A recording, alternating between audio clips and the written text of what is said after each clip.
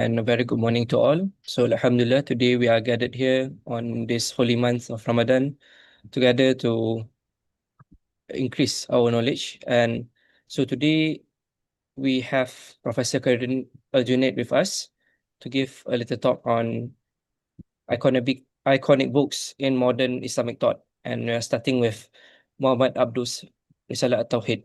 So because this is our first session, I think it is important for me to give a brief introduction on the speaker and also on the program on itself. So Professor Khairudin Aljuneid is currently our Professor Fellow at ISTAC, Professor of Islam in Southeast Asia, and he has been listed as one out of 500 influential Muslims for a few years now. And his most key and influential books are his Pentology on the Islamic history of South Asia, starting from Muslim cosmopolitanism, Hamka in Islam, Islam in Malaysia, Shapers of Islam in South Asia, and his most recent works is Contemplating Sufism. So his newest project, which is tied to this talk, which is to look at reformist history through couple of books in which he argues that these books are not mere texts, but also events which has shaped the modern Islamic thought. So, without further ado, I would like to invite Professor Khairudin Aljuneid to give his talk today. Tafaddal mashkura. Thank you so much, Harif. Assalamualaikum warahmatullahi wabarakatuh. Alhamdulillahi rabbil alamin. Wassalatu wassalamu ala ashrafil anbiya wal mursalin. Wa ala alihi wa sahbihi ajmain. First and foremost, maybe I can give a little bit of background about the series of talks that we'll be organizing in the next few weeks. And this is actually based on the current book that I'm writing, which examines some iconic books that have shaped the thinking not only about Islam, but also about Muslims and Muslim societies in the modern period. Why I call it iconic books? Because these are books that were not only written for the literate public, but were books that shaped the minds and the actions also of Muslims on the ground. I will not tell you what books I have selected so far, because I think it's good to kind of like not give too many leads over what the whole book that I'm trying to write will look like. But more importantly, the first thing that I want to underline here is actually the importance of books in the shaping of the Muslim civilization. And we know that we cannot understand fully the civilization of Islam, in fact, Islam as a faith, without looking at books. Indeed, when you open the Quran, especially in the after Surah Al-Fatiha, and we proceed to Surah Al-Baqarah, which is the second chapter of the Quran, Allah says in the Quran very clear, Alif Lam Mim, Dhalikal Kitabu la rayba fi hudan lil muttaqin. So Allah point towards the importance of the book. The Quran is, of course, that master text that all Muslims should and have been referring to. And books are something that are not a matter of fact or merely a tool for people to read and appreciate, but books are transformative mediums in Islamic society. So I want to begin with this high note, because we have to understand how important books have been in Islam, and why Muslims, in anything that they do, even if you look at the lay Muslims, the ordinary uncles and aunties, pakcik and makcik, some of them would sit down together to read Suratul Yasin or Suratul Kahf on Thursday night. Today, they will always open a book to read it. Either it's the Quran or a small pamphlet. And all of these things are, in a sense, indispensable instruments that Muslims use throughout its history. And that's one. And number two is that it is about reading these books in a certain way. So what I want to do in the next few weeks is to offer a kind of reading methodology that I hope the audiences will take note of. So there are different modes of reading texts, one way of reading text is to read it within the perspective of internal appreciation and criticism, what we call as internal appreciation and criticism. That means you appreciate the text in terms of its arguments, in terms of the kind of propositions that it's trying to make, identify its limitations, and also looking at the rhetoric, the balagha, as we say in Arabic, and the manner to which it tries to underline its importance. This is what we call as internal criticism or internal appreciation of the text. That's one way of reading the text, and I will use this method as well. But the other way of reading text, especially in the civilization of Islam, is to read the text within the perspective of intertextuality. That means to see the text as it communicates with other texts. And this is especially so in Islam, because in Islam there is what we call as the culture of jidal. It's loosely translated as the culture of argumentation, but I think the better word would be the culture of dialogue, a dialogical kind of culture. And this is something that I discuss in my book, Contemplating Sufism, that whenever we look at Sufism or any traditions within Islam, there's always this dialogue with another tradition. And texts in Islam that are written by Muslims have to be read as against other texts that it is always in dialogue with or even in argumentation with. So Muhammad Abdu is a clear representation of someone who wrote something that is not only in dialogue with other texts around him, which is within and beyond the Islamic tradition, but he was also trying to open up some lines of inquiry as he communicated with all of these texts that were flowing during his time. So that's the second way of reading the text. And of course, the third mode of reading text is to understand the text within a multitude of contexts. That means we analyze the text as a product first of the biography of that person. Never read a book without understanding who is or who was the one who wrote that book, right? So that's why I think was Sayyidina Ali who says, unduru maqala wala unduru man qala. He says, look at the person who is saying something, look at what has been said and not who was saying it. So it's very important for us to understand both actually. And his reminder is actually a reminder for us to look at both. Look at who says something, but look at what is said. So we must study the biography of the person, the first context.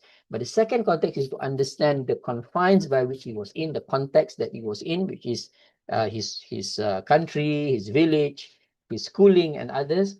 But more importantly, we need to understand, especially when we look at Islam, the global context that shaped many of these texts. So all of the texts that we are looking at, especially because they are reformist texts, they are transformative texts, we must understand them in multitudes. That means as we analyze them, look at the interplay between the local and the global, between the personal and the political, between the societal, the society, and the faith in which they belong to, which is Islam. Okay, so I just want to begin with that. So we throughout these few weeks that we are going to go through together some of these texts, these are the modes of reading that I'll be using. All right.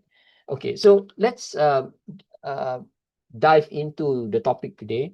I'll be looking at this very famous author who was also a reformer of modern Islam. And he wrote this amazing text, other than all the other things that he had written. One thing about Muhammad Abdu, he wrote a number of treatises and issued many fatwas and did a lot of reports as well. But one text that he wrote stands out in his whole career. And this is called the Treatise on Unity, Irsalatul Tawhid.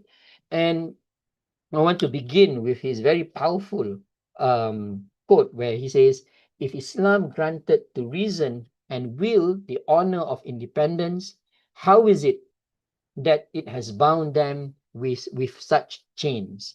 So he began with this very interesting quote, telling Muslims and non-Muslims the ailment that was besieging Islam in his time. Okay, and this quote basically encapsulates the entire project of the book, and I will explain to you later on what I mean by this.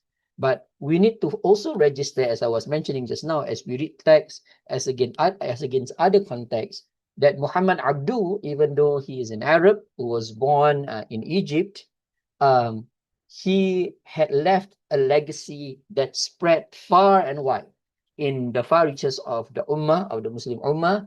And one of the places that he had impacted the most is actually Southeast Asia. So I want to mention this because I am primarily a scholar of Islam in Southeast Asia, and now moving my research directions to looking at global Islam and its interactions with Southeast Asian Islam.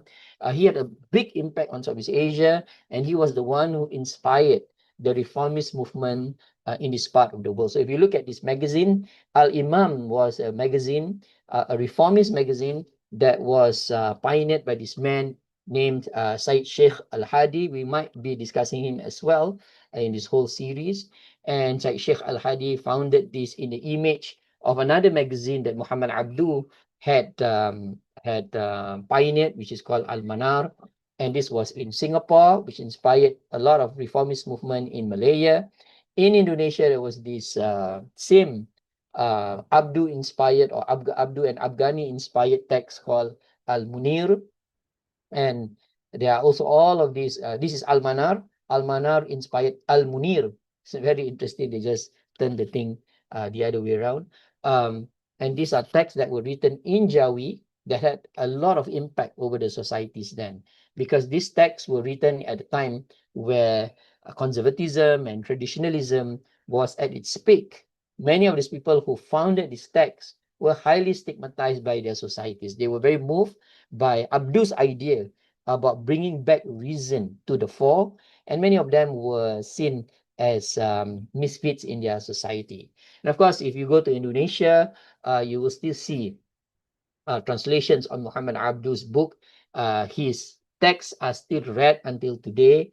This is one version of his book that was published by Bulan Bintang. I think if anybody can get a hold of this version, it will cost a lot now because it's such a nice rendering of the original work.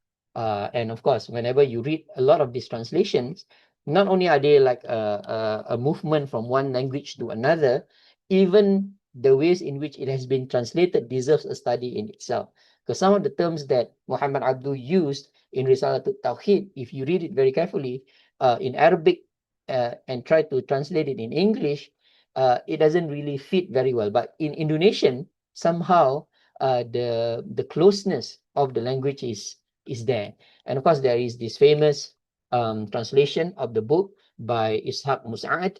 Interestingly, Ishaq Musa'ad was actually a Christian man, Christian Arab man, who got very, very interested in Muhammad Abdu. And indeed, Muhammad Abdu himself was very close to Christians in his lifetime.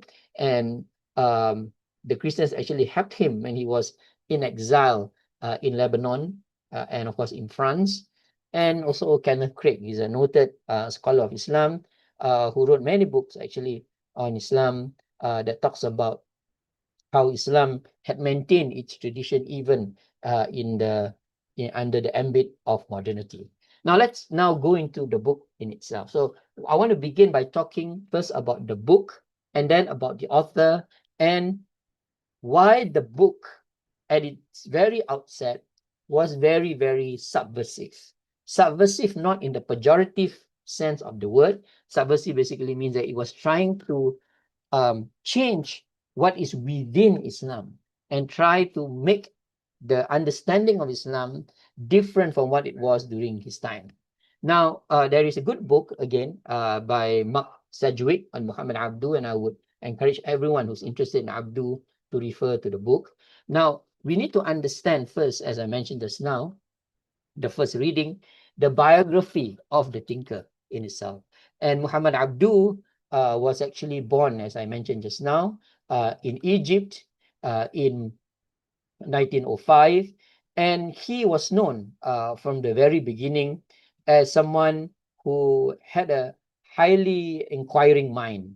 Not only was he always asking very difficult questions, and at a very early age. He was kind of a revolting child. So his father came from a very from a peasant background, living in one part of Egypt, and sent him to Quranic schools. He was born basically in 1849 in the Nile Delta, from a rural family, and he attended religious schools before eventually earning his degree in Al-Azhar University in Cairo. Now, very early on in his life, Muhammad Abdu was known to be someone who was against rote memorization. He did not like strict teaching practices, and very early on he was disillusioned basically with learning about Islam in a manner to which he was told to do.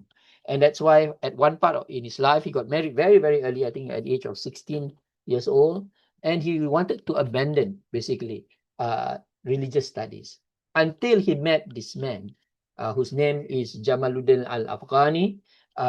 We will talk about him actually a few times throughout this journey when we talk about books. Now, Jamaluddin Al-Afghani, his whole biography is such an interesting topic in itself. Some say it's actually from Afghanistan. Some say that it's actually Iranian. Whichever place he was from, what's interesting is that Jamaluddin Al-Afghani always believed that he was the reviver of the Muslim world of his time. And him and Abdu became a kind of master disciple who was united in their aim to liberate the Muslim world from colonial rule and intellectual stagnation. And because both were very radical, highly politicized, they were expelled from Egypt. And in that period of expulsion, he and Afghani basically founded this very iconic periodical called Al-Urwa Al-Wuthqa, which they got actually from the ayat of the Quran in Surah Luqman. Al-Urwa Al-Wuthqa basically means the firmest bond. And their project was basically the unity of Muslims globally, alerting what they call as the hitless, the people, the ghafilin, and to remind the forgetful, the people who have forgotten the traditions. And throughout this period where they were running the periodical, they were known all over the world for their very revolutionary ideas. But soon enough, Afghani and Muhammad Abdu fell apart from each other, had different visions of reform in the Muslim world.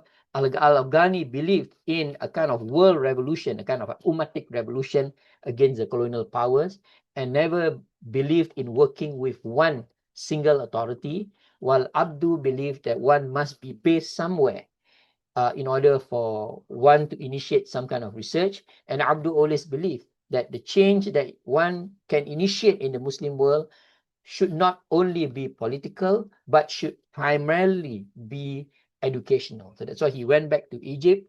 And when he was allowed to return back after many years of exile, he was appointed the Mufti of Egypt, who worked under the pressures of the British colonial regime.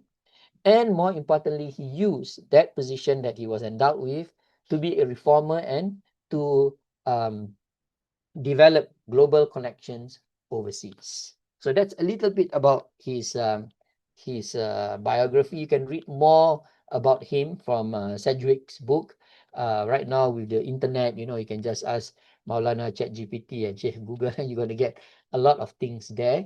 But more importantly, we want to know how the treatise came about. Now, while in exile, and this is the interesting part, Al-Afghani not only worked together with Abdu to found the journal and to run it, but Abdu also had the time after his fallout with Al-Afghani to be based in Beirut. And he was in this madrasa called Madrasa Al-Sultaniyah, where he was asked by the owners of the madrasa and his own brother to write a book on Islam. And he decided to write this treatise called Risalatul Tawheed. And it was meant, basically, the book to be a beginner's primer to Islamic theology. So it was supposed to discuss about how to believe in God, what is the nature of God, what is the characteristics and the function of God in the lives of men. And the book, if you read it very, very carefully, it is actually a book in exile. It is written by someone who knows, who longed to go back to his original country, but who also felt that being an exile, he needs to say something significant so that people will realize that they too need to experience the state of being an exile, hence wanting to create change in their societies. It was also a documentation of his anguish about Muslims in his time, who to him couldn't understand the importance of not only theology but thinking, and it was also a blueprint of hope. So we need to read this text in that manner, right? It is something that was written because someone was disenchanted, but it was also someone, it was written by someone who felt that the future is still bright. And this is the thing that we find in many of the works of reformists in the 20th, 19th, and the 20th century. There was a lot of pessimism and negativity about the current state that they are in, but at the same time, there was a lot of optimism of the things to come. So the book is basically a product of a highly pluralistic and already globalized context where the role, relevance, and future of Islam and Muslims were being debated and discussed. And what is most important is that the title of the book, Risalatul Tawhid, is a misleading title. And this is the thing that one point that I want to make here, that if you actually read Risalatul Tawhid, the whole overarching theme of the book is actually the ebb and flow of reason in Islam. What's interesting is that the book title actually obscures its actual purpose. So you don't hear many discussions. There were some brief discussions about the nature of God and the idea of theology. You know, whenever we learn Aqidah, for example, you learn the sifat of Allah, how many attributes does Allah have. He doesn't delve much into it. And in reality, because he obscured the title, because he had other intent, a more fitting title to the text might have been Risalat fil Aqal, a treatise on reason, which would have placed Abdu with other thinkers such as Al-Kindi, who was a medieval scholar. Now, why did he not call it in this title on Aqal? Rather, he uses Risalatul Tawhid. I believe, as I am reading the text, and this is where internal criticism comes in, this was an intellectual stance that Abdu carefully aimed to avoid, likely to steer clear of the ire of the conservative ulama. So when he was a young man and he was teaching for a while in Al-Azhar after he had graduated, he was already criticizing the ulama. And in his days, in fact, in our days, books are judged by their titles.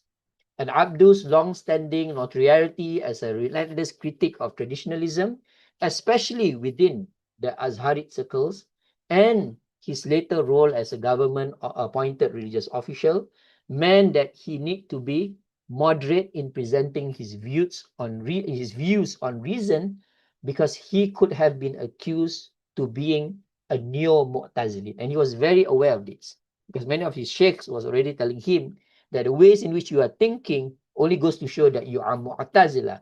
In fact, some scholars, and there's an Indonesian scholar by the name of Harun Nasution, whom I discuss in my book, Shapers of Islam in Southeast Asia, said that Abdu had a lot of, had taken a lot from the Mu'tazilites. And this is something that we can observe in many of his arguments, and I will talk about it later on.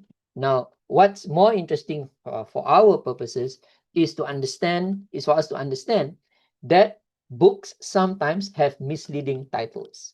And this is especially so in the Islamic tradition, that many books are given titles that kind of mask the real intents of the book. And this is a strategy used, especially by Muslim authors, to not tell the readers exactly what it is, but you will be drawn into the big argument as you get into the text, right? Harith, I'm actually more keen on having questions in the middle of my of my presentation. Shall we do that for this one? Should we Yeah, sure. If stop? there are any Yeah, maybe questions. we can stop in between and get questions first and then go on, especially because it's Ramadan, everybody's tired and hungry. Maybe I'll stop here first. Is there any questions so far? Because in NUS, I usually talk for 5 minutes and then have a discussion for 15 minutes. I always speak for 15 minutes and have a discussion for 5 minutes. Anybody have anything to ask so far before we move on? Maybe you can check whether they can ask questions on YouTube, right? Yep. Okay. But maybe just not really a question, but a comment, because Mhm. as you said that in Islamic tradition, there's the culture of masking the titles, and in your talk on Hamka the other day, a few months back, you can see in Tasawwuf Modern or Falsafah Syaitan that there is a similarity in this, in doing so. Yeah. And this is something that you don't get right now. You know, a lot of us as authors, whenever we send our books to publishers, especially if it's like mainstream academic publishers, your title must reflect exactly what the book is saying. Mhm. Now, this is something that we need to appreciate when we look at our tradition. That our tradition is a tradition of subtlety. This is the beautiful thing about Islam also. That even when Islam presents, especially when you read the Quran, and this Ramadan we are reading the Quran almost every other day, that the Quran presents some very difficult questions sometimes in language that are subtle and that are inviting, rather than to tell you as it is. For example, male female sexual relations, for example, the Quran is not explicit about how it's done, but rather describes the relationship between men and women as clothing. You are the clothing for men, and men are clothing for you are the clothing for your women, and your women are clothing for you. So this is part and parcel of our tradition to be subtle, and in Malay we call it halus, kehalusan di dalam memberikan perasaan dan juga argumentasi. Okay? So this is something that we need to take note of. Any other questions from anyone else before we move on? For now, there is no No questions. question. Okay, so then I will go on. All right. So again, the title in itself is misleading. Interestingly, I've read so many books on Abdu. No one actually highlight this, and the reason is because Abdu began the entire book with talking about theology, right?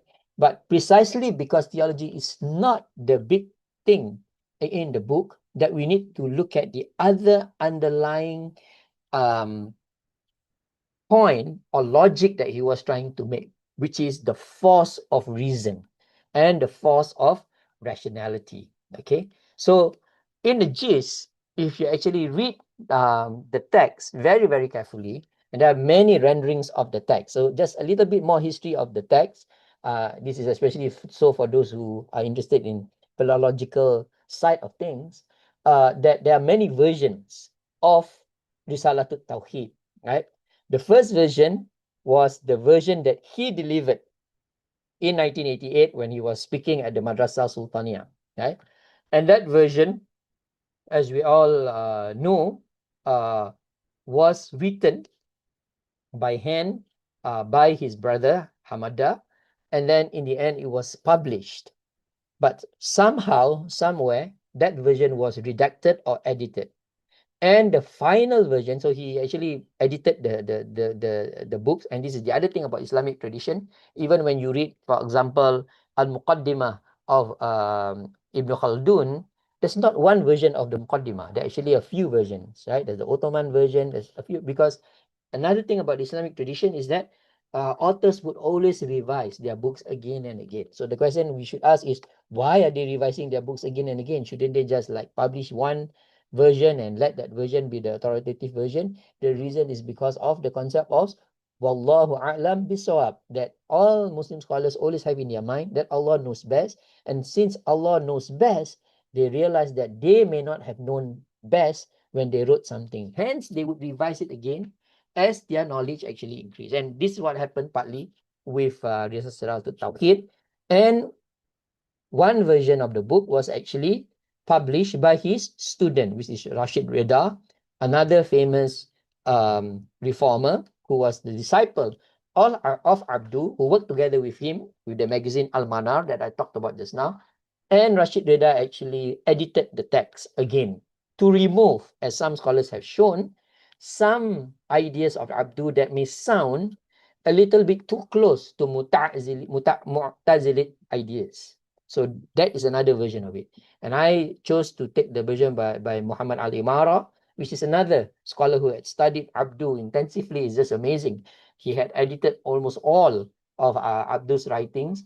Rashid Rida himself edited over 1,000 pages of Muhammad Abdu's writing. What's important is that I'm using Muhammad Imara's version because it's somehow closer to what Abdu was actually saying in his early years, and even in his later years, he had maintained certain positions when he was talking about ideas of reason, especially ideas of theology. Now, we must read Risalatul Tawhid, whichever version it is, as a manifesto to restore reason. And this is the big argument, that in the end, what Abdu is trying to say is that what differentiates Muslims, and in fact human beings as a whole, from all other creatures around them, and what would ennoble them, that would make them powerful, is reason. And he wanted to restore it, right? And in trying to restore reason, he felt that the way to restore reason was to battle out that binary opposition of reason, that altar of reason, which is taqlid. And I will explain what he actually meant by taqlid. And taqlid has been translated into so many different words in English. It can mean blind following, blind adherence to a school of thought, or blind acceptance. Whichever translation we want to make, the word blind is always there because it tells you that someone follows something without questioning the very idea of it, basically taking it in its surface value. And more importantly, the book, again, now we get to the second level of reading, is actually a riposte or a response to the Orientalist perception of Islam as an irrational faith. And indeed, if you look at the life of Abdu himself, he had many arguments with the Orientalists, whom some had actually influenced him and in many ways inspired him to write about reason, but many were the people whom he felt could not appreciate Islam because they did not understand that Islam intrinsically has a rational tradition. And this is his big point, that from the very beginning of Islam, reason is the thing that Allah emphasized, which Muslims forgot. And precisely because Muslims were heedless and forgot about the importance of reason, that they had become what they are during Abdu's time and even until today. And this is the big point that we need to register as we read the book. Now, in him trying to argue for the importance of reason, now we have to read him then against the big context that he was in. He actually subscribed to the idea of declinism. What do we mean by declinism? It is this ideology of feeling that Muslims are backward. And this is something that you see when you read a lot of these reformist texts. All of them have this idea that Muslim societies are the most backward societies that you can see anywhere else in the world. And I mean, indeed, if you look at all the issues that you see in the Middle East right now, the problem with Iran, you can see actually, you can understand why some of them subscribe to this whole idea of declinism. Now, the declinism theory has it that there was a golden age of Islam, that before all of this mess, we were great and pious. And because we lost the reasoning powers that we used to have, we became a degenerated society and civilization. And it is now timely for us to revive this religion again, this ummah again, through the force of reason. So the declinism theory is something that we need to take note of as we read Risalatul Tawhid, as we read a lot of texts written by contemporary Muslims. Now, there is also a problem with this theory. The problem lies in a few areas. Number one, it is the assumption that there was this very notable time in Islamic history where Muslims were so powerful. And the problem with that theory, Muslims were so powerful and were very united as an ummah. Now, the problem with that is that it loses the whole idea that Muslims were, of course, very powerful, but they were not actually that united in the past. There were a lot of battles between empires. The Ottomans were fighting the Mughals were fighting the Safavids, the Umayyads were fighting the Abbasids. There were wars between Muslims since the very beginning, right? And the assumption that there was only one golden age, some say it was during the time of Rasulullah SAW, others say that it's during the time of the Abbasids because it was the time of the flourishing of science. Others say that it was the time of the Andalusia, the time of Islamic Spain.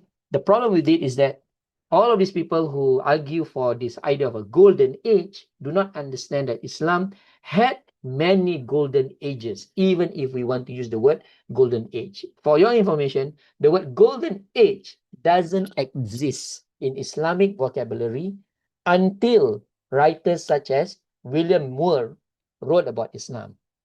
The idea of a golden age is an Orientalist idea introduced into our tradition. There was an idea of the best of people. There was no golden.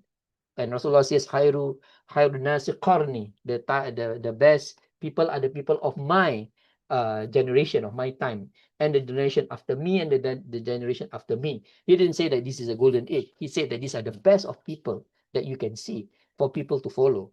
Now, Abdu subscribed to the Orientalist idea of the notion that there was this time where we did everything right, and now everything has gone wrong. And I want to just say that this idea of Abdu and many of the thinkers are in many ways very erroneous because they fail to understand that history doesn't move in a straight line. It's not like this or it's not like this. History is actually a movement of ups and downs. And even at the time where Muslims may be said to be down, especially now, everybody is saying that Muslim is actually at the lowest of the lowest. The richest countries in the world now are actually Muslim countries. So that's what we need to remove from our minds. And this is something that we learned from Abdu, where he got it somehow incorrect. He had interpreted incorrectly that this whole idea of decline is something that was introduced into our tradition from the outside. But he fell right into it because he was trying hard to also battle with the Orientalists from the very logic that they had against Islam. So this is something that very interestingly, there's this philosopher by the name of Friedrich Nietzsche, German philosopher, who said, be careful when you are battling with monsters because you might just become one yourself. So sometimes in us trying to defeat our opponents for criticizing us, we might end up using the very logic that our opponents have actually imposed upon us. And this is something for us to think about as we read people like Abdu. His mistakes are actually information for us to avoid. Okay, so what he was trying to do in his book, and again, there's a new book by Amika Ketman on him, Abdu and his interlocutors, people who had discussions with him, that Abdu was trying to balance as he was trying to restore reason, the pool of tradition, and the modernity that he wanted Muslims to embrace. And this was very difficult because the traditions have it that one must maintain certain kinds of morality, certain kinds of norms, mores, certain ways of doing things. But at the same time, modernity has it that Muslims must adjust, must change, even to the basic thing of changing our clothing was very difficult then. So what Abdu did was basically to open his turban, even though he was teaching religion, and though it was seen as heresy during his time, he was trying to balance tradition and modernity even in his writing of the Risalatul Tawhid. And he was trying to show in the book that the ideas of Abu Hanifa, Al-Ashari, the Mu'tazilites, Ibn Rushd, and European thought all form this long rational tradition that has always been there. That if any Muslim, especially the traditionalists, say that one cannot use one's reason to understand one's faith and to understand why one's society has regressed, then he says, tell them that they do not understand that within the Islamic tradition itself, reason has always been the most important thing. Especially if you look at Abu Hanifa, his school of jurisprudence always prioritize the idea of using bira'i, using reasoning to come up with laws. And even Ashari, who's always seen as the founder of the Asharite theology, and some Asharites believe that he was anti-reason. That is not true, because if you read his books, he was actually trying to reason out theology in order to fight the Mu'tazilites of his time. But Abdu is trying to say that even the Mu'tazilites in Risalatul Tawhid, he mentioned how the Mu'tazilites were oppressive in their ways, but the Mu'tazilites were very powerful in the sense that they defended Islam through the use of dialectical reasoning, that they were reasoning by way of looking at opposites of things, what is good and what is evil, what is just and what is unjust, what is clear and what is obscure. And because of that, the Islamic tradition gave rise to other thinkers such as Ibn Rushd, who was a philosopher, come faqih, and all of this, according to him, had influenced European thought. So this is the beautiful thing about Abdu's idea of why reason is so important. He said reason is so important because it has always been in our tradition, number one. But number two, reason is so important for Muslims because reason that Muslims had used for many centuries had actually brought about the European Enlightenment. And this is a controversial argument of his time, because there was a French scholar that influenced him, and he took the works of this French scholar to make this argument that the European civilization would not have gotten out of its dark ages without them receiving some kind of inspiration from the Muslims. And precisely because Europeans had learned from the Muslims to become a powerful civilization, why not then Muslims learn from its own tradition and from the Europeans in order to develop their own tradition again? Okay, so I'm trying to look for the name of the French scholar, but his name is Francois Rousseau, who wrote this whole big book on the theory of civilization change. And Rousseau, if I pronounce it correctly, trying to be French here, said that European civilization grew from the cultures of learning and innovation within Muslim civilization when it reached its peak and reached its peak during the age of discovery and exploration. Okay, so this is the balancing that Abdu was trying to make. And what's important is that when we read the Risalatul Tawhid, and Oliver Shahbra talk about this, Abdu's position on reason and revelation was always inconsistent. Why was he inconsistent? Because he was always trying to either cite the Mu'tazilites or the Asharites or the Ahlus Sunnah. He was taking so many different positions in order to make that big point that reason is so important. So he shifted back and forth from Salafi traditionalists to Mu'tazilite liberal position. And he himself, when he was being accused of being a Mu'tazilite, because when people read his text, people said, oh, you are a Mu'tazilite. It's clear that because you are right, you are arguing for reason, that you have fallen into the Mu'tazilite ideas. He said very, very powerfully, if I give up blind acceptance, taqlid, of Asharite doctrine, why should I take up the blind acceptance of the Mu'tazilite? So basically, he was in the interstices of different ways of thinking. He was at the threshold. He took what was best from all traditions, and he was trying to make that big point that all traditions in Islam understood the importance of reason. Okay, so now we get into some of his arguments. But before that, any other questions that anybody wants to ask? There is one question on you. Okay, very good. How did Abdu's emphasis on reason influence modern Islamic thoughts? Any notable Islamic or nationalist movements influenced by his thoughts? Well, the best example to give is actually Indonesia. If you look at most of the Indonesian scholars, be it Hamka, even when you look at the initially conservative movement, Nahdlatul Ulama, because many of these scholars were studying in the Hijaz and Cairo, all of them were actually influenced by the works of Abdu, even though they did not like Abdu. So this is the interesting thing, that if you look at Kiai Dahlan, for example, when he started his reform for the Muhammadiyah in Java, he read Muhammad Abdu, and because of it came up with radical ideas such as, you know, some of the mosques had the wrong Qibla and he wanted to change the Qibla.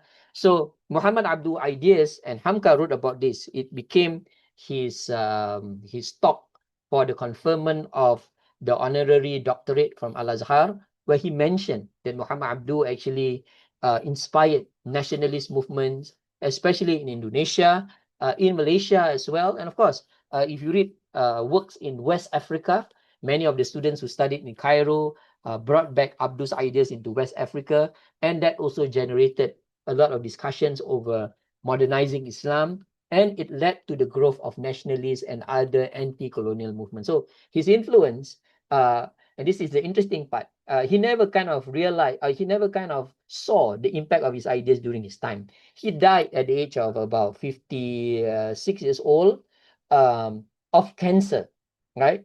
And one of the reasons why he died of cancer, as some biographers say, was because he was so stressed about trying to change the minds of the ulama, especially in Al-Azhar during his time. He was the Grand Mufti on side, trying to do that and trying to reform education there, and he couldn't.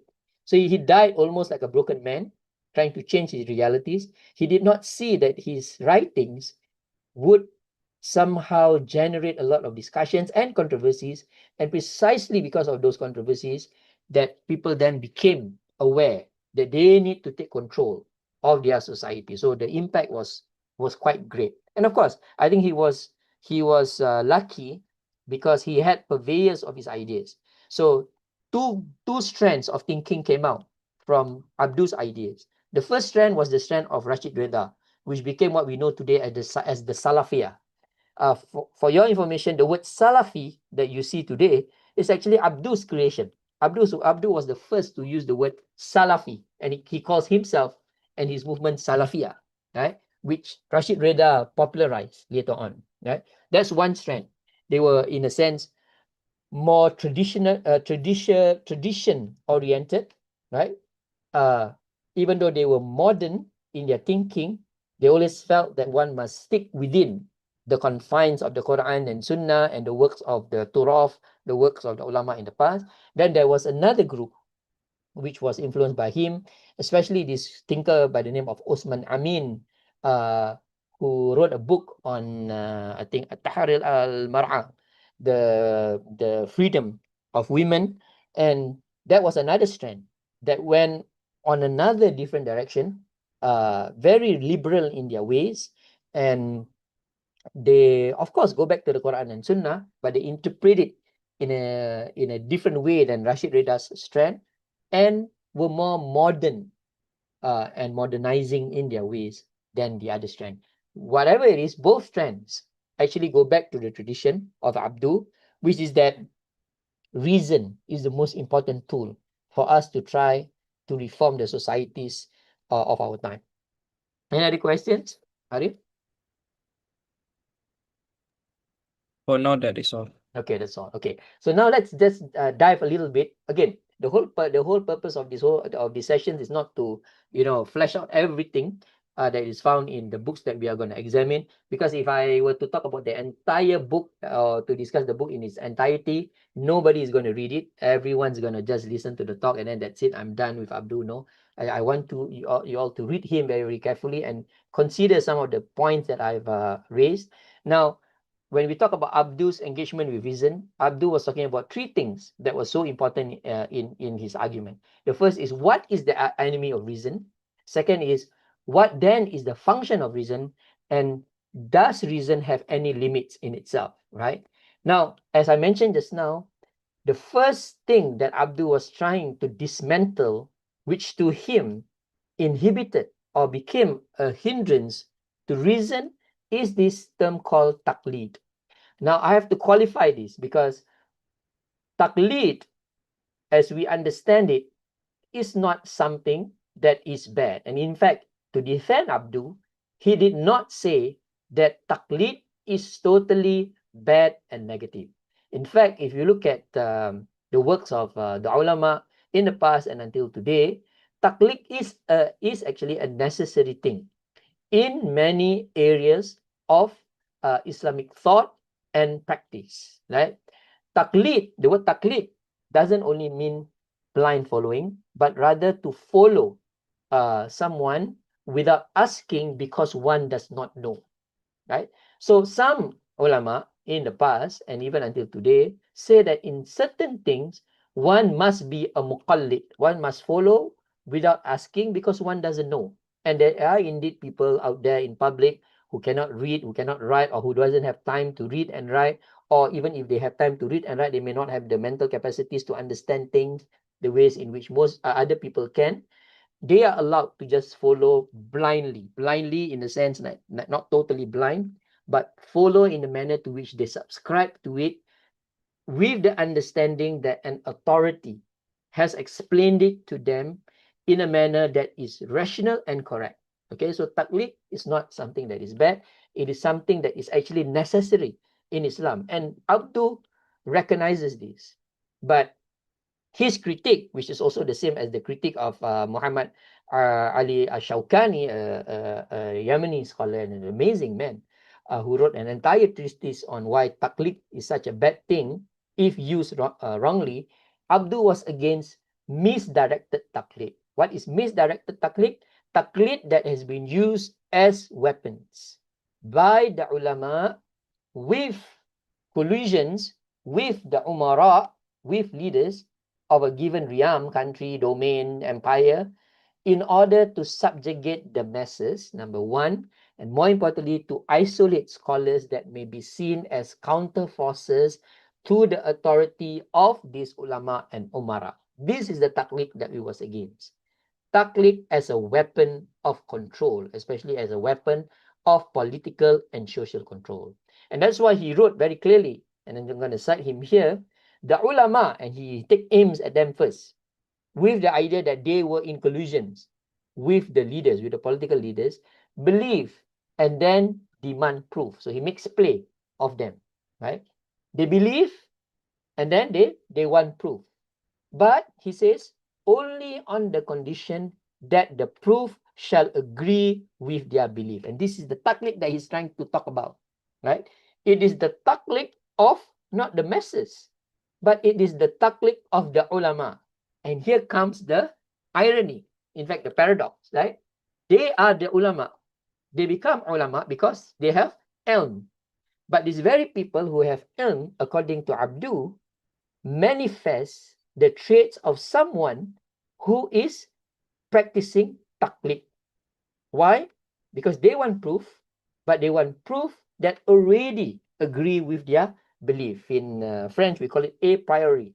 They already have an a priori assumption of something. They've already decided basically the end and ask you to provide the means to that end. And he goes on to say, if they are confronted with what counters with their belief, which is the truth, they will have nothing to do with it. And this was what he was against. And that's why he says reason is so important. And that's why I said the book is not about theology. The book is actually, if you want to change the title in another way, it is actually a critique of the ulama, right? And the umara by implication. And he goes on to say, I want to go slowly in order to see the significance of his words. And again, when you read text, this is what I want everyone to take note of. Read it slowly with sensitive eyes. Go slow. Because when you go slow, you will see exactly what the author is trying to do.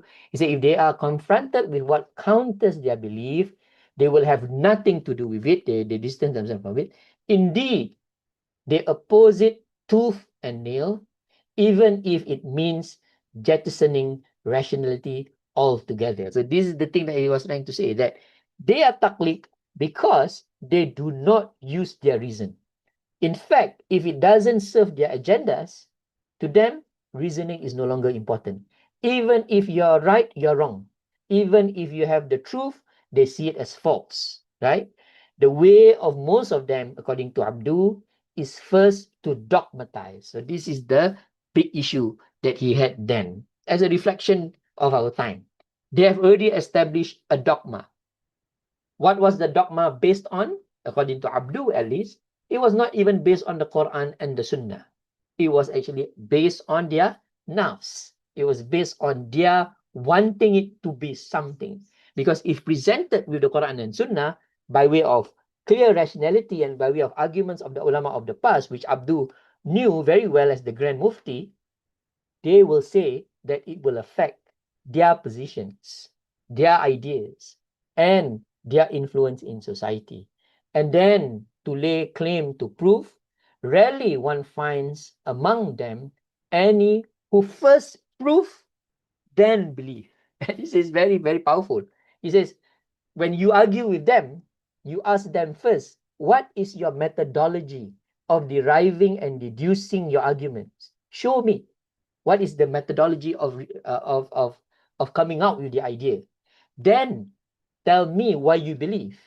And they will tell you, according to Abdu, believe first, then show the proof. And he says this is problematic because if you have already have this a priori assumption of something, everything else flows from it. And this has civilizational implications, right?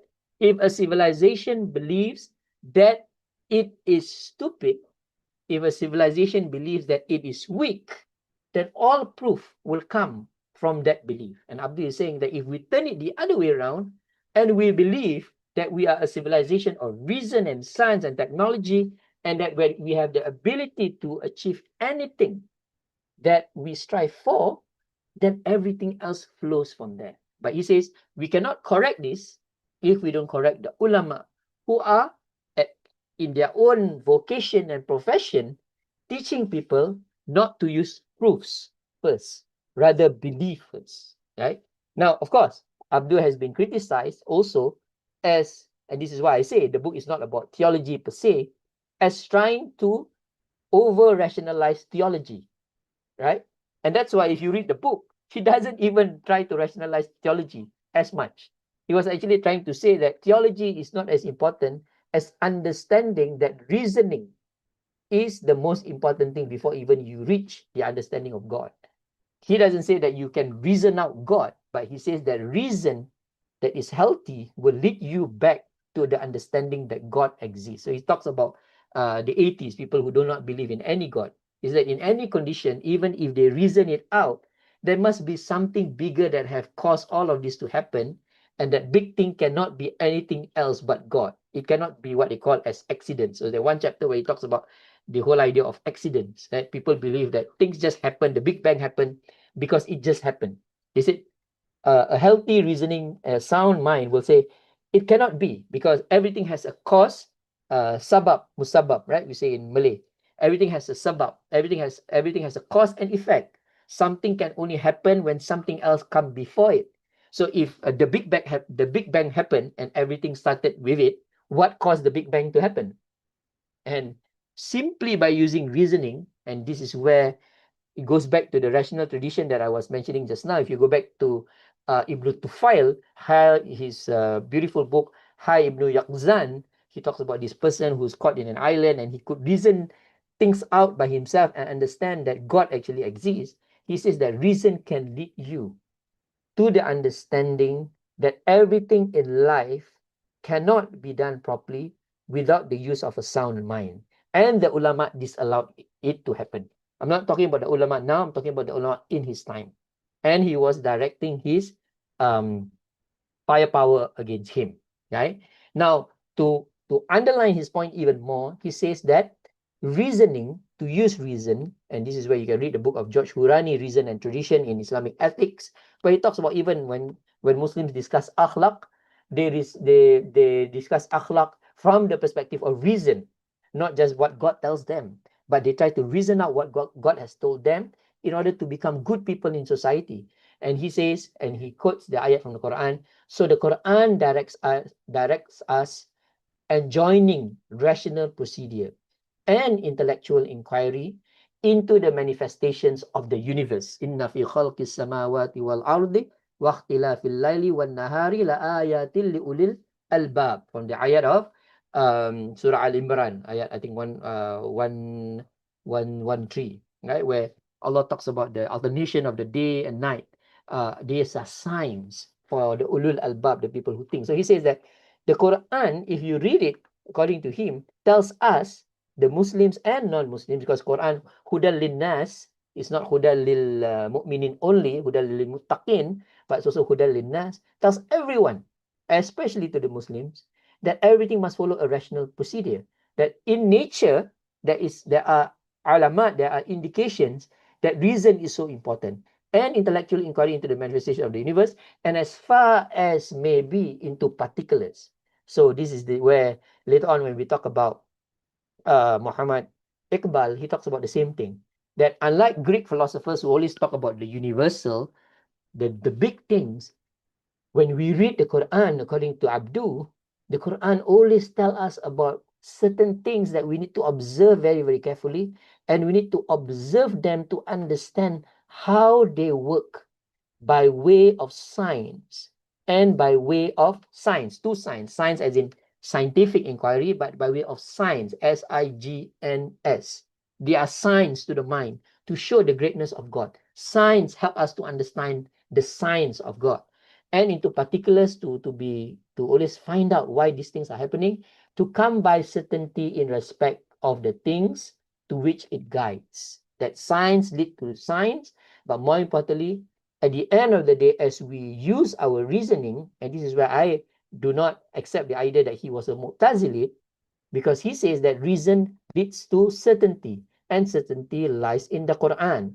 And the Quran is the word of God, and because it is the word of God, it is eternal, and because it is eternal, it is an eternal commandment for us to use our reasoning to understand God better, right? So that's why he says reason is a religious obligation, right? He didn't use the word wajib, if I'm not wrong, but at least he says that it is an enjoinment for us, that we must use our reasoning in everything that we do. And to say that certain things need not be reasoned, and some groups in his time, because he was he was actually part of a Sufi tariqah before, in his early years, I didn't mention it just now, he saw that some of them, not all of them, some of them were doing certain acts that were irrational, at least to him, and they couldn't reason it themselves. So he was saying that there must be an explanation for anything that we do. And even though if the explanation is not there, and he mentioned it in the book, someday, somehow, if someone asks the question and try to look at it from the perspective of the Quran and the Hadith and the tradition of Islam, they will find the answer for it simply through the use of reason. But more importantly, he says not only is reason a religious obligation, reason is also a distinguisher between good and evil. It is only through reason that one can understand what is haq and what is batil.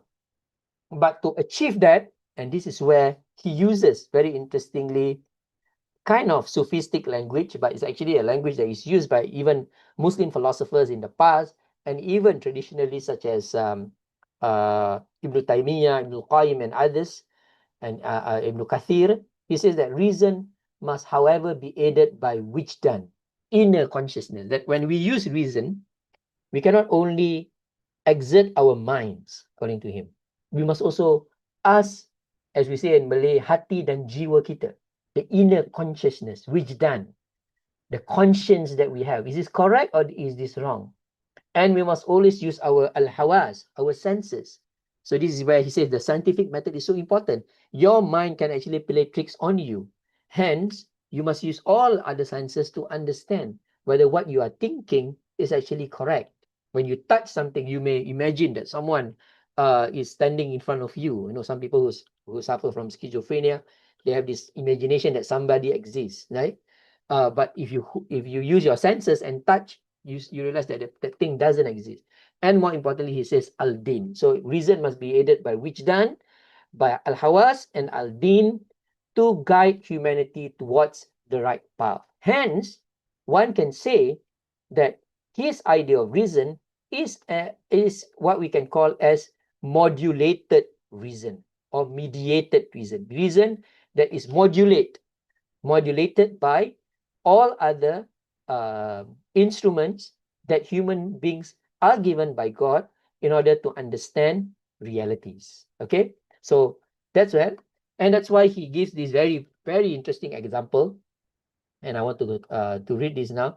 It is good, he says, to recall at this point what a certain scientist, and here he uses, right, the works of scientists to make his point, observe about ants. Yeah? So ants, for listeners who could be non-Muslim, there is a chapter in the Quran talking about ants. And why do Allah talks about ants? Because ants are basically signs of the power of God, but signs for human beings to learn a lot of things in terms of, and he's looking at that. He says a group of ants was constructing a house, and one of the ants, who seemed to be superintending, noticed that the workers had set the roof too low.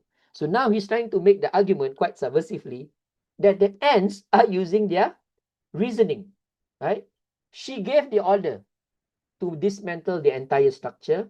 This was done, and the edifice was then reconstructed to the proper height with the new higher roof made from the rubble of the old, right? So now he's explaining the ants now uses certain kind of reasoning. Of course, we don't know whether they have akal or not. At least scientists didn't find that the ants have akal, but at least the leader of the ants was using some kind of reasoning. The structure was not correct. Such, he says, is the power of distinction between harmful and beneficial. He who claims that actions are not good and evil in an absolute way has filched away from his own intelligence and reduced himself to the stupidity below the ants. He said that reason alone used by ants can tell you that the structure is not correct and it will cause danger for the other ants. The ants can see through it. And if you do not use your reason in order to see what is good and bad and numb the reasons by way of taqlid and accept bad, and this is why certain groups of his time followed certain movements without thinking and were led astray, then he says that you are worse than ants. Simply by using your reason will tell you whether someone is a fake. Simply by using reason will tell you whether someone is trying to fool you. Simply by using your reason, it will tell you that even though the person is of a certain stature, that the person is not someone that you can rely on certain things that you do, whether it's a leader, whether it's a scholar, and so forth and so forth. So he gives this very powerful, and again, this is very normal for Islamic authors. If you read a lot of Islamic scholars in the past, they like to use mithal, these analogies, right, or examples, as we say, in order to make their points, right? And even though he says that reason is powerful, and this is why I say that he is not as mu'tazilit as we imagine it to be, he says that reasons have limits. And now even Western scholars, the work by Norson Yunovsky talks about this, that there are limits to reasoning. The West now has reached this point that Abdu was talking about over 100 years ago. The West now recognize that some acts that we do, some things that we think about, have limits. Reason is very powerful, but there are certain things that reason just cannot get to. And this is where wijdan come in, al-hawas come in.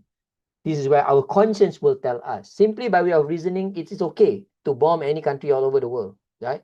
But simply by way of understanding that reason is limited, you know that your inner conscience tells you that act is bad in itself.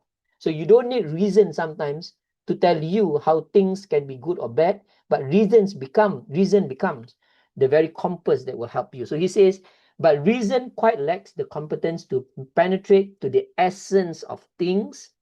For the attempt to discern the nature of things, which necessarily belongs with their essential complexity, would have to lead to the pure essence, and to this necessarily there's no rational access. And that's why he says, in many things, especially in matters of belief, sometimes you need to use.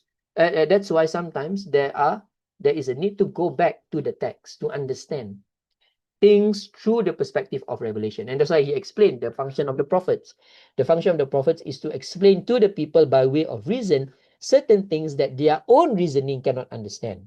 Because the prophets were given wahyu, this is the function of revelation, given to them at a time where people reasoned out that they could kill, especially during the time of Rasulullah SAW, that they could kill young girls, right, infant girls, because in their reasoning, this is a correct thing to do, because if there's so many girls, there won't be enough people who they will be a liability for the tribe. The Prophet is trying to tell them that they are human beings. So sometimes the reasoning of the people of a certain time may be limited, according to Abdu. And this is where you need revelation. If in the past there were prophets that were given to give you reasoning by way of revelation, now we have the Quran that helps you to understand the limits of reason, hence to understand how is it to live a life that is guided. So the utmost that our rationality can attain is a knowledge of accidents and effects. So as I said just now, sabab and musabbab, why certain things happen. There are certain things that happen that you cannot explain it. But even if you cannot explain it, you need to understand that reason is limited sometimes at a certain time, and revelation would help you to understand why certain things may have happened, right? So this is the other thing that he recognized, that reason is not an end in itself. Rather, reason is a means to an end. And indirectly, he's actually criticizing the scientists, right? And this is where he is saying that for secular Muslims of his time, they became very extreme. They are almost an exact opposite of the ulama in his time who were rigid. He says the secular people during his time were almost at the other extreme. He caricatures secular Muslims as those who find pleasure in impersonating the free-thinking people who scoff and jeer and think themselves as forward-looking. He says that, yeah, these people actually use their reason, but they are actually no different from the regressive ulama, he says.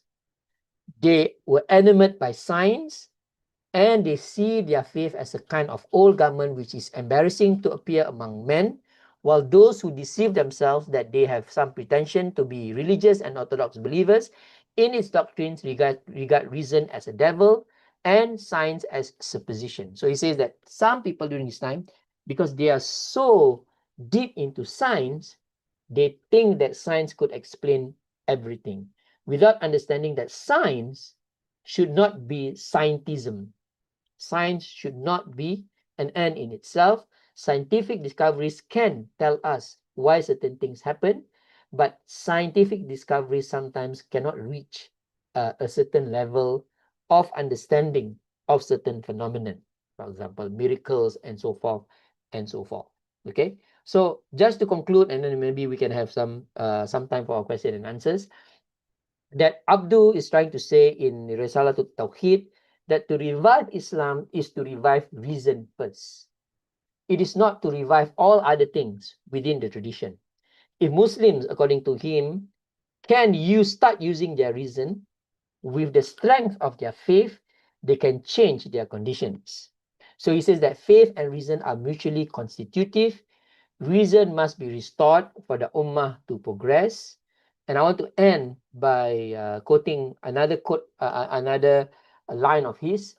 He says that Islam reproves the slavish imitation, taqlid, of ancestors that characterize the leaders of the religion. So he now criticizes other religions too that suffered from the same problem.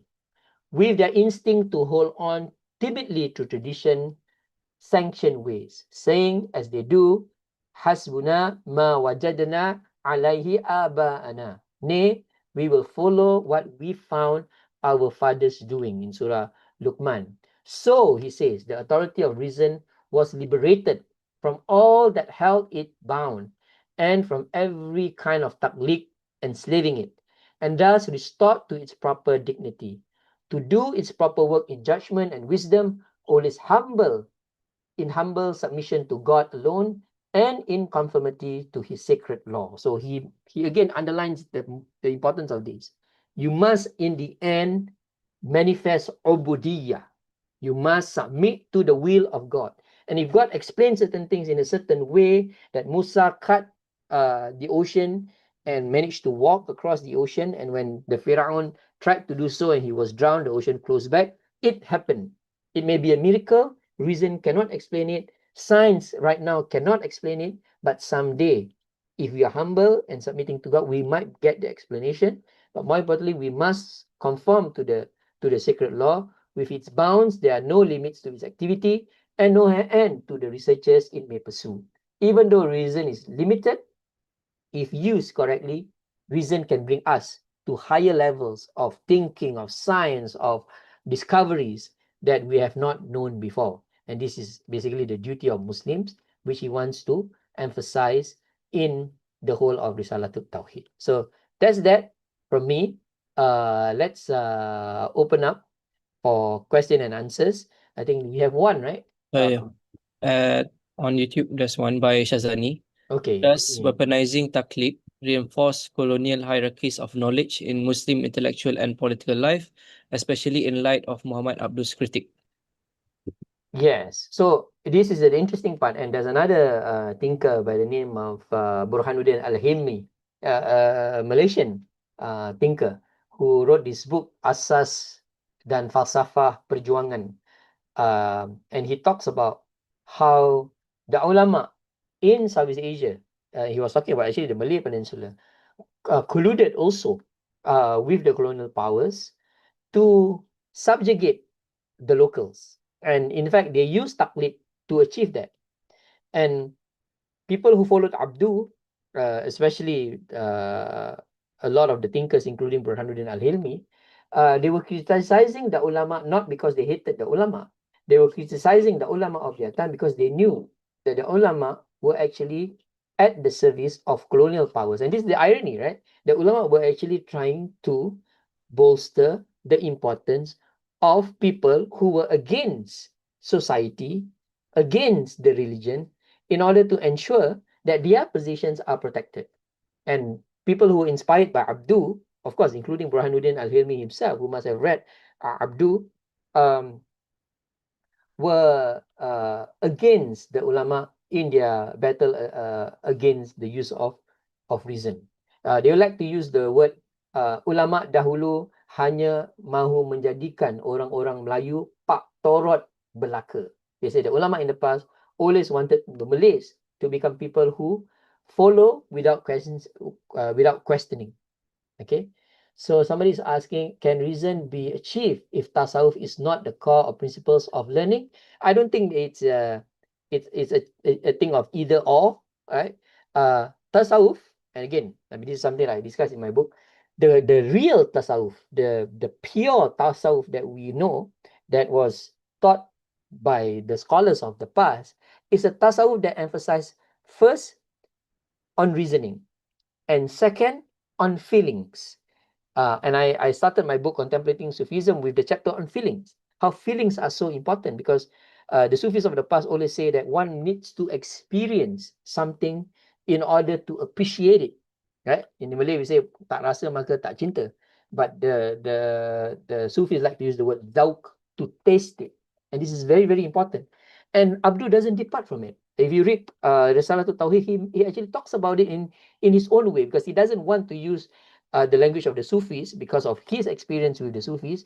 But he says that one cannot truly appreciate and rationalize not only Islam but life without experiencing something in its totality and its essence.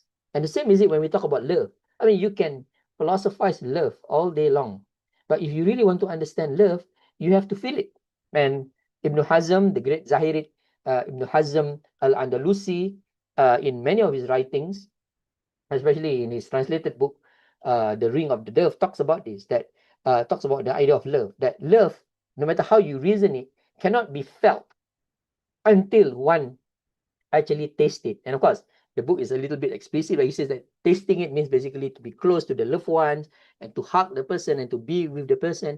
And the same is it with the love of God. And this is where the Sufis are quite powerful, in the sense that one cannot reach the mahabbah and muraqabah of Allah until one feels it deeply, not only by way of thinking. Of course, one need to think to understand how to love, but to feel it in actions of devotion. And Abdu also talks about this. Okay, so Assalamualaikum, Doctor. By Fikri, I want to ask about certain evolutionary scientists who disapprove of Adam as the first of humankind. Oh yeah, this is the new debate now. I mean, I heard about it. when I was in Brunei, and I didn't go through it extensively. And of course, the argument about the genetics of Adam is not sufficient to be the father of billions of humans today. Their scientific argument then further dismissed the tafsir of ulama and insisted that this scientific argument can challenge their authority. Well, okay, my argument is this. Simply by way of looking at the Quran, Allah tells us that وَعَلَّمَ آدَمَ أَسْمَاءَ كُلَّهَا ثُمَّ عَرَضَهُمْ عَلَى الْمَلَائِكَةِ. He is the first creation, and Allah taught him the concepts where he then becomes of a higher level, not in terms of stature, but higher in terms of understanding of things than the malaikat. The Quran makes it very clear that Allah is the first, that Adam is the first insan that was created, right? That is clear, at least in the text, right? Scientists then have shown, especially if you look at paleontologists, that there are creations before the creation of Adam. Dinosaurs, right? We all know that dinosaurs exist. Does that then nullify the fact that Adam is the first creation? It doesn't. Adam is the first creation of Allah in the sense that it is the first human being. Now, this evolutionary scientist is taking it another level. They are trying to say that by way of genetical arguments, okay, there was some being that is like Adam that have existed prior to Adam. The contradiction of the argument is this. Evolutionary scientists all say that the first creation or the earlier creation that is somehow the ancestors of human beings are actually apes. They are early primates. I'm sure many of you know this. I think you don't have to go into highly scientific arguments to understand that all evolutionary scientists believe that the ancestors of all human beings are actually primates, right? Which then leads us to the understanding that we are actually descended from apes, whatever they call it. I mean, they call it primates, we call it apes. Now they have Planet of the Apes. The question that we need to resolve here is the link between us and these primates. The scientists came with this supposition, go back to Abdu, that we are linked to the apes because we share certain genetical affinity with them. So even if you look at the orangutans now and look at a lot of their genetical makeup, they're actually quite similar to human beings. They made that argument not on the basis of science alone. They made that argument by way of Darwinist theory, social Darwinism, to show that this link actually exists. Must we accept that this argument is correct? Yes, if you believe that the link, by way of theory, not by way of science actually, is actually true. But at least from the Islamic perspective, we say that there is no link, right? So this is the question of whether, do you want to take the supposition of science as the mark of measure whether the first person to live on planet Earth is Adam or not, or you want to use science not as a conclusion, but merely as a tool to understand what is the makeup of a human being since the earliest time. So it's a question of whether science is a tool or science is a religion. And for those people who say, the evolutionary scientists who says that Adam was not the first of humankind, actually believe that science is their religion and that science is correct. If you look at their methodologies, and then going back to all, even if you look at chemical testing of the ages of bones of dinosaurs, all of it, all scientists agree, are not conclusive. All of it are actually suppositions to how far that chemical test will tell you. 700 million years. They have no surety of what it is. It remains theoretical and it remains inconclusive. At least from us, from the Islamic perspective, the Quran is conclusive. The Quran just wants us to fill the gaps. That Adam is the first man. We believe he was the first man. If there was any other man before that, give us the text. Give us the evidence by way of not only science, by way of certain kind of writing that tell us that this thing exists. That would be my critique of them, that they have taken science as a religion, and science, which is philosophical actually and theoretical, as a conclusive proof for everything. When right now a lot of scientists are now saying that a lot of things that we have discovered in science are actually remains actually inconclusive, except for certain issues that one can universally agree. For example, the sun is hot. Nobody can say that the sun is cold. But the Quran says that there will come a time that even the sun loses its heat, right? And the world during the time of Qiyamah, things turn cold and everything like. So again, it is basically religion versus theory, not religion versus science.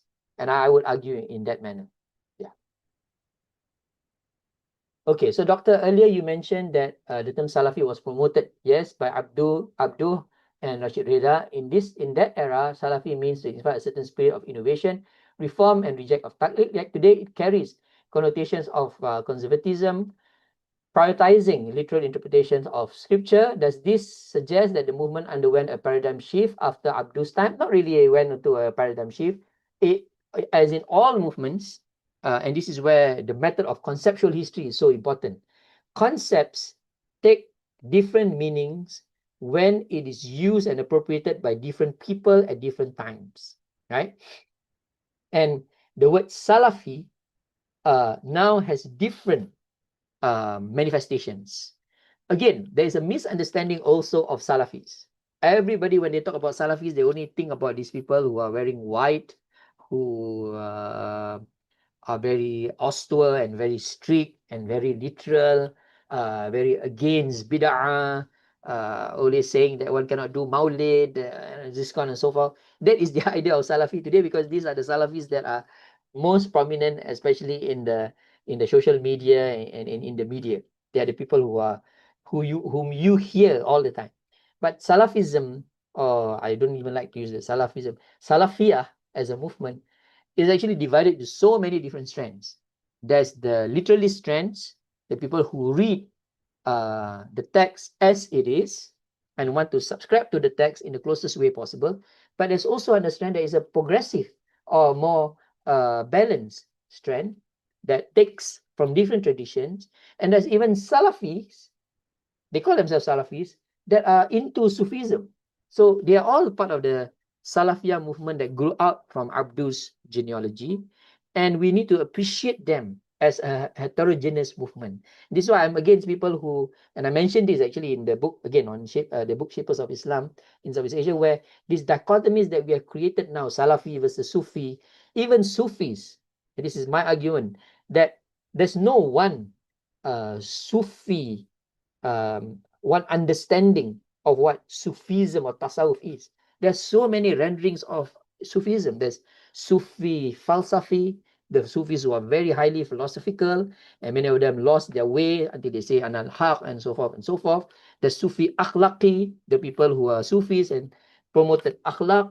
And then there's the Sufi shar'i, the Sufi who subscribes closely to the Sharia, so much so that they behave like Salafis.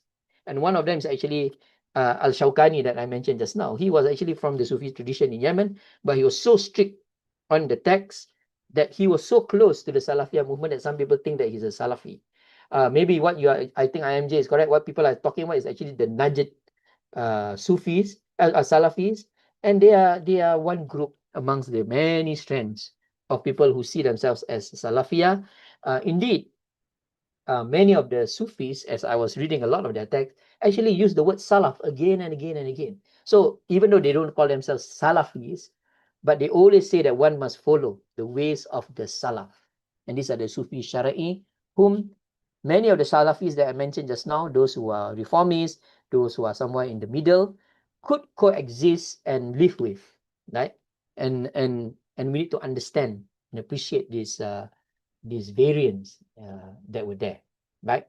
There was no paradigm shift. There was just different groups understanding Abdu differently. As I said, some became totally secular, and they were Abdu students, right? Others became totally conservative, the people of Rashid, who followed Rashid Reda. And there were people who took on different stances, okay? Any more from YouTube, maybe, Harif? For now, there is no question from YouTube. Okay. Any comments from anyone? Anything that you want to say, or certain things that I've said that could be wrong, please disagree with me. And this is something that I like to do, and this is something that I emphasize actually in that book on Sufism, that our tradition is a dialogical tradition, whether it's Sufi or Salafi. What do I mean by dialogical tradition? Taking it from Abdu, that means it's a tradition that's always engaged in dialogue, even with the very people who disagree with us fundamentally, right? The problem that we have today is that the people who disagree with us do not want to have a dialogue with us. And the reason why they do not want to have a dialogue with us is because they do not appreciate that Islam in general is a dialogical tradition, which Abdu is trying to say. Dialogue can only happen when we put reason first and our inner conscience and consciousness before everything else. If not, we cannot have a productive conversation. Okay. If there's nothing, Harith, maybe we can call it a day. Yep. So, Alhamdulillah, thank you all for the questions, and also thank you to Prof. Khairudin for this very beneficial and purposeful talk. So, in this session, we look at how Abdu's fundamental work, Risalat Tauhid, especially emphasizing on the role of akal in reviving Islam, and how it is to not go against, but to correct some understanding, to reposition reason in Islam, and to not have taqlid to be in his time was weaponized in the sense that reason was seen as demonic, or was seen to be wrong, and so on and so forth. So, and also Prof. Khairudin has shown us how we should approach this text, not mere just reading, but there is also 3 steps in how we should read certain books. First is to have it through internal appreciation and criticism, then to do intertextuality, and also to understand it through a multitude of contexts. Only then we could understand the text wholly, not only from the text in itself, but also the surroundings, the biography of the authors and whatnot. So it gives a holistic view on itself. So I think that's all for today, but please follow us on our social medias to have updates on further sessions. And also I would like to remind all of you that Professor Khairudin Aljuneid will be in Malaysia next week for his Professor Fellow Lecture Series at the Senate Hall, Muhammad Abdul Building in Gobak campus, on the topic of studying Islam in South Asia, past approaches, recent innovation, and future pathways. So please do take note. If you want to meet him in person, please come. And I think that is all for today. Thank you very much. Assalamualaikum warahmatullahi wabarakatuh.